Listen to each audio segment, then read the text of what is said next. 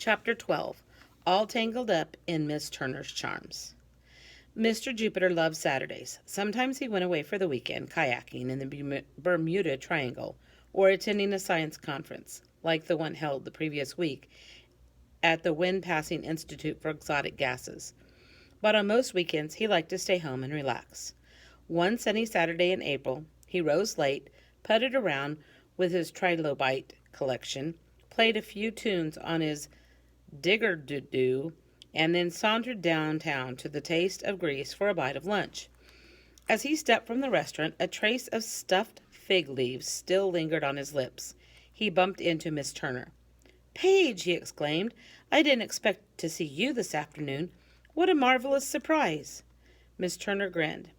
"I was just at your jeweler's, having the dinosaur molar you bought me from your dinosaur dig added to my charm bracelet." She held out her hand so Mr. Jupiter could see it. "Isn't it lovely?" "Almost as lovely as you," he replied, and, bending low so at the waist, he kissed her hand with a flourish smooch. In a heartbeat, the straps of Mr. Jupiter's pith helmet tangled in Miss Turner's charms. "Harry," said Miss Turner after a few moments, "you can let go now." "No, Paige, I can't," he replied. "I'm stuck." "Stuck?" she cried. She yanked her hand away. Oomph! Mr. Jupiter came along with it. Smash! Into the full book bag slung over the librarian's shoulder. "And people wonder why I persist in wearing this helmet," muttered Mr. Jupiter. Miss Turner didn't hear him. In effort to get free, she pushed against Mr. Jupiter's shoulder. "Easy does it, Paige," he croaked as the straps under his chin tightened and fell to his knees. She shoved at his pith helmet forehead. "No, no," gagged Mr. Jupiter. She braced her knee against his chest and "Stop!" Miss Turner lowered her knee. "Sorry, Harry." Down the block at Bubba Yarn Barn, Ernest Moomaday looked out the front window and rubbed his eyes. "I don't believe it," he gasped. Neither did Rose Clutterdorf. She stood open-mouthed on the corner. "I'm flabbergasted," she said, using one of last week's vocabulary words. "Paige," begged Mr. Jupiter, who was now a bit breathless from being bent over so long, please unlatch your bracelet." "Of course, how silly of me," exclaimed Miss Turner. She slapped her forehead, or at least tried to. Oomph! Smash! "Sorry, Harry," she said again. Awkwardly, with her free hand, she fumbled with the clasp. "But it seems to be stuck," he said. "Jeweler," said Mr. Jupiter, whose face was turning blotchy from the blood running to his head. "Jeweler." "It's just a few doors down," said Miss Turner. "This way." Carefully, she inched forward a few steps. Still bowing before her, Mr. Jupiter took a few careful steps backward. Miss Turner inched forward. Mr. Jupiter inched backwards. Miss Turner giggled. "What's so funny?" panted Mr. Jupiter. "It's like we're dancing," the librarian exclaimed giddily, and she hummed, "One step, two step." Mr. Jupiter was feeling a bit lightheaded himself. "Have you ever done the cha-cha-cha?" he asked. "I learned it during the season I appeared on Dancing with the Sort of Celebrities. Watch." And with a wiggle of his hips, he counted off. 1, 2, cha-cha-cha. Miss Turner picked up the Latin beat. 3, 4, cha-cha-cha. "You're a fleet-footed dancer, Paige," said Mr. Jupiter. "You should see my tango," she replied. He laughed. "I am looking forward to it." Then, wiggling and giggling, they cha-cha-cha'd their way down the sidewalk to the jewelry shop. In the yarn barn, Ernest said, "I can't wait to tell the guys all about this." On the corner, Rose said, "I can't wait to tell the girls about this." And they both shivered with anticipation. Means they can't wait to tell their friends. On Monday morning before the bell rang, Ernest raced to where the fifth-grade boys had gathered on the tetherball court. "Guys, you'll never guess what I saw this weekend," he cried. "A zebra wearing a mink?" asked Lenny. "Mink wearing zebra?" asked Bruce. Ernest shook his head. "Mr. Jupiter and Miss Turner.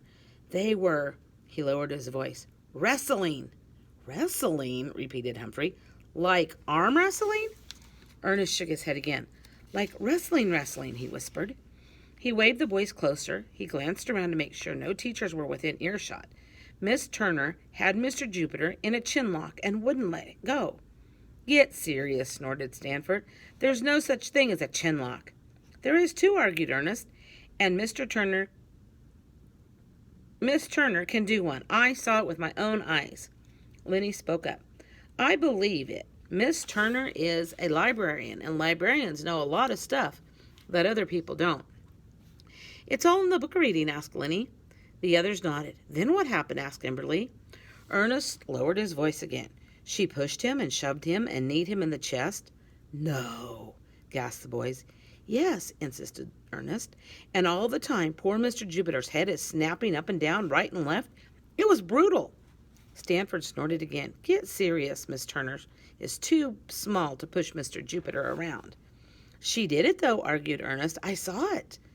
Lenny spoke up again. I believe it. Miss Turner may be small, but she's strong. It's all about that book toting, said Bruce. Then what happened? Asked Kimberly. Ernest waved the boys closer. In the center of their huddle, he whispered, Mr. Jupiter must have gotten dizzy from being knocked around so much because he started walking all wiggly and funny, like one of those guy contestants on Dancing with the Sort of Celebrities. Ooh, that's embarrassing, said Calvin. Being beat up by a librarian and dancing in public? The others shuddered. Then what happened? Asked Kimberly.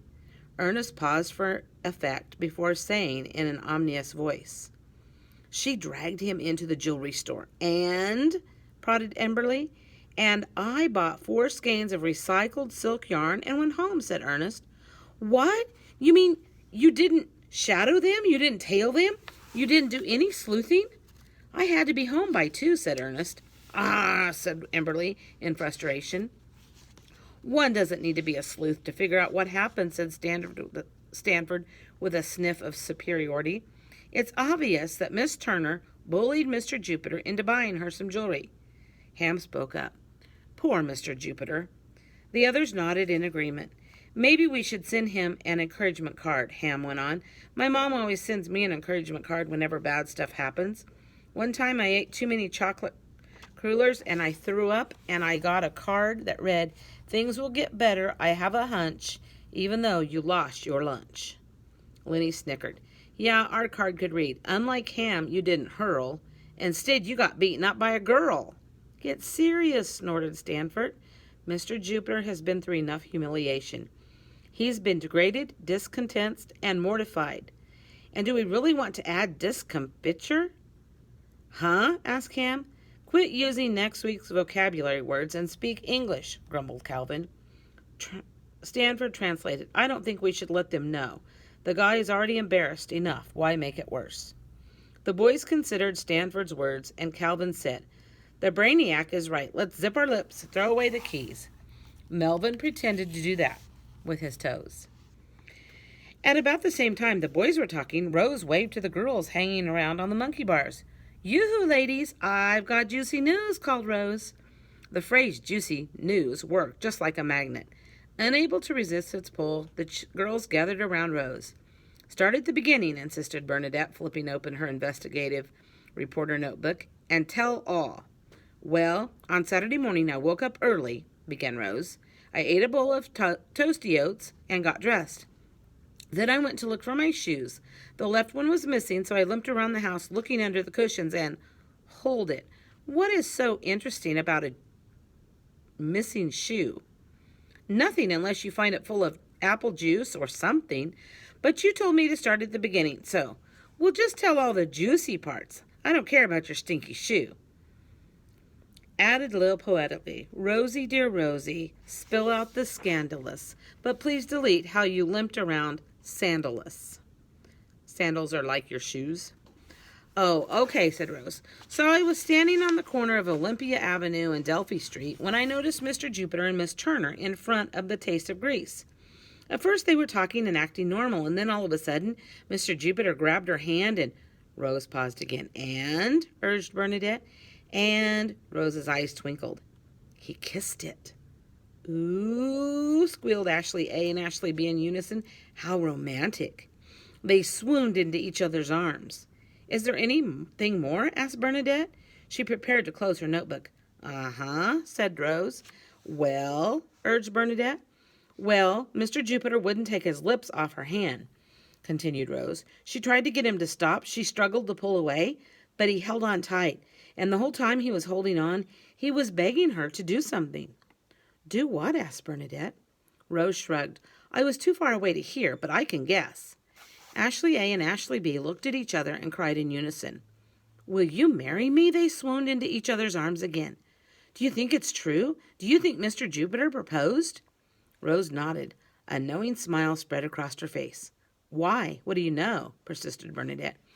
I know that Mr. Jupiter got down on his knees and begged some more. That's when Miss Turner stopped struggling, and then together they went to, the jewelry store. The girls fell silent as the words sank in. They exploded in an ear-shattering chorus of ooh and ah, squeals and whoops and hollers. And Lil waxed poetic. My love is like a red, red rose that's newly sprung in June.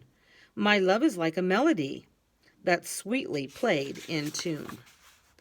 And Jackie pretended to talk into a microphone. There you have it, sports fans. Round 1 of love match between teacher and the librarian. Some say it's going to be a love story of the century. Others say it's going to be a storybook wedding. Either way, it's love. Do you think we'll be invited to the wedding? Ashley asked. I can't wait to congratulate the bride and groom, said Ashley B. Hold up, said Bernadette, closing her notebook. I don't think we should let on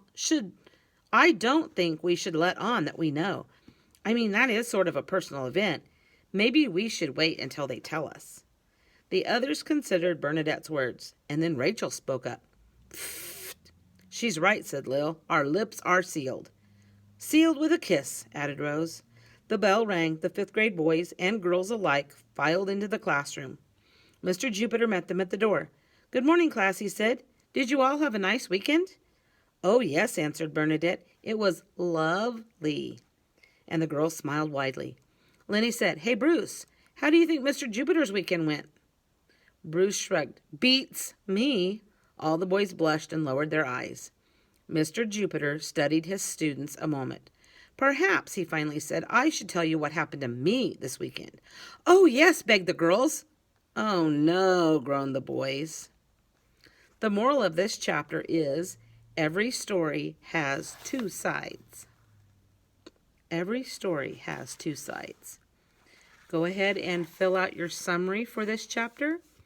Write down the moral. Every story has 2 sides, and tell me what you believe that means. Thank you.